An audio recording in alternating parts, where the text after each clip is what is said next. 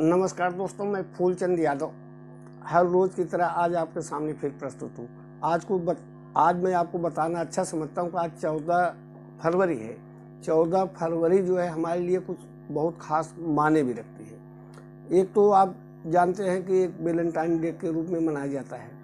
दूसरा कि 14 फरवरी का इतिहास हमारे लिए जो है काला दिन के रूप में मनाया जाता है। आपको पता होगा 2019 में पुलवामा में आतंकवादियों द्वारा हमला किया गया था, तो हमारे 40 सीआरपीएफ के जवान जो है शहीद हो गए थे। हर भारतवासी की निगाहें जो है टिकी टिकी रह गई।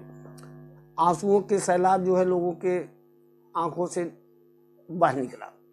आप सोच लीजिए, हम अगर सुरक्षित हैं देश के जवानों के बल पर हैं, अगर एकाएक हमला हो और हमारे देश के 40 जवान शहीद हो जाए तो दुख की बात तो है। साथ साथ आज मैं उनको नम्र आंखों से श्रद्धांजलि अर्पित करता हूँ। दोस्तों, जो घटना घटी थी 2019 में 14 फरवरी को पुलवामा में हमारे 40 जवान शहीद हो गए थे, तो उस पर जो है जन आक्रोश तो पैदा हुआ था, लेकिन उस हमले की जिम्मेदारी जैसे मोहम्मद नामक आतंकी संगठन ने अपने ऊपर ली थी। तो फिर हम भारत सरकार ने कुछ दिनों के बाद 14 दिन के बाद ही उसका ताबड़तोड़ जवाब भी दिया। हम उन वीर शहीदों को आज श्रद्धांजलि अर्पित करते हैं, जो आज भारत देश में काला दिवस के रूप में मनाया जाता है। अब उसके बाद आपको एक बात और बताऊं कि 1556 में 2 फरवरी को अकबर सम्राट को जो है 13 वर्ष की उम्र में भारत का शासक बना दिया गया था। ऐसे 13 वर्ष में जब उसको शासक बना दिया गया था अकबर को, तो इसलिए भी काफ़ी मायने रखता है।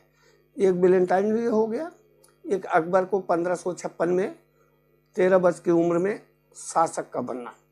इसके बाद 14 फरवरी और मायने रखता है। शहीदी दिवस के बाद तो लोग कभी भूल नहीं पाते हैं 14 फरवरी के वैलेंटाइन डे का भी मामला जुड़ता है।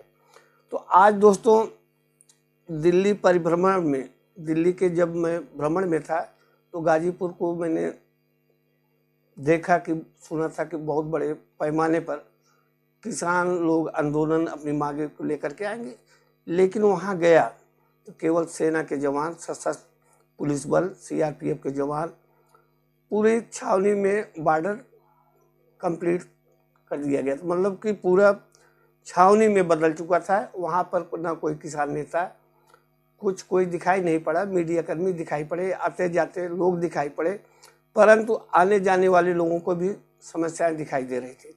समस्या ये थी कि एम्बुलेंस नहीं जा पा रही थी, गाड़ियाँ बड़ी नहीं जा पा रही थी, ट्रांसपोर्टिंग के सामान जो दिल्ली से नोएडा आते जाते रहते हैं वो सामान ट्रांसपोर्टिंग रुका हुआ था। खैर, बात को अब हम ले चलते हैं EPS 95 पर। इसके बारे में भी हमने कल एक सांसद से बात की। हमने कहा भाई साहब क्या हो रहा है, तो इसकी जानकारी तो आपको EPFO कार्यालय में होगी। तो एक कार्यालय के अधीनस्थ एक बड़े बाबू हैं, मैं उनका नाम नहीं लेना चाहता हूँ, और मैंने उनसे बात की। हमने कहा सरकार की प्रगति कहाँ तक पहुँची EPF एम्प्लॉय पेंशन स्कीम की जो है, तो उन्होंने कहा कि आप घबराइए नहीं, इस बार काम आपका हो जाएगा। इसमें कुछ सहयोग जो है वित्त मंत्रालय का है। आज 14 फरवरी इसलिए मायने रख रहा है, हमारे देश के आदरणीय प्रधानमंत्री मोदी जी अबू धाबी में एक हिंदू मंदिर का जो है अपने कर कमलों से उद्घाटन किया, लेकिन संबोधन में उनके था मैं भजन भी कर सकता हूँ, पूजा पाठ भी कर सकता हूँ, लेकिन सबसे ज़्यादा आरती जो है भारती की करता हूँ।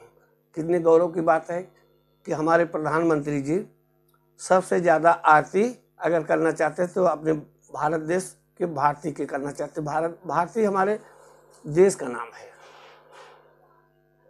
भारती का मतलब है हमारे देश का नाम है। तो दोस्तों, आज 3 सब्जेक्ट जुड़ गया, 14 फरवरी, EPS 95 और किसान आंदोलन। किसान आंदोलन के बारे में आपको मालूम है कि ये किसान आंदोलन भाग 2 है। इस बार किसान काफ़ी आक्रोशित है, आंदोलित है।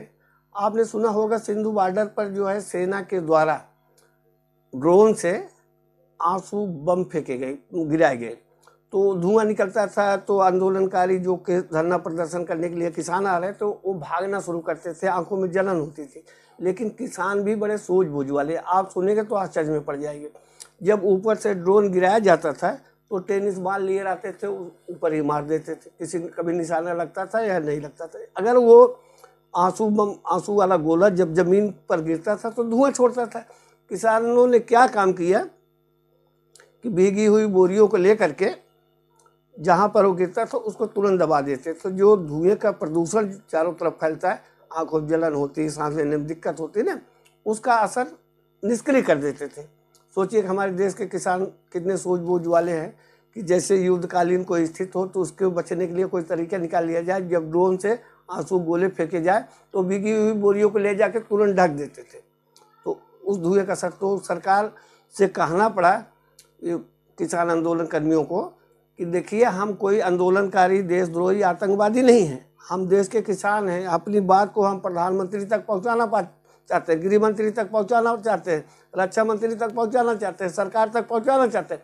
हमारा मकसद ये नहीं कि हमें सरकार को गिराना है या सरकार या दिल्ली की छतरी या सरकार के नुकसान पहुंचाना। हमारा मकसद है अपनी बात को वहाँ तक पहुँचाना, अपनी मांगे को जो है पूरा करना। हमारी मांगे बहुत छोटी है, बहुत बड़ी मांगे नहीं है। एमएसपी का जो मामला फंसा है, फसल बीमा का जो मामला फंसा है, और फसलों में दवाइयों की भी जरूरत पड़ती, कीटनाशक जैसे पदार्थों के, उनके मूल्य वृद्धि क्या, खादों के मूल्य वृद्धि क्या। उसके बाद जो पिछली बार किसान हमारे शहीद हो गए थे, उनको परिवार को कुछ मुआवजा देने की बात रही। फिर उसके बाद एक मांग उसमें है कि जिन किसानों पे मुकदमा दर्ज है वो मुकदमे वापस लिए जाए। सरकार ने आश्वासन दिया था कि आप लोग अपने घर जाइए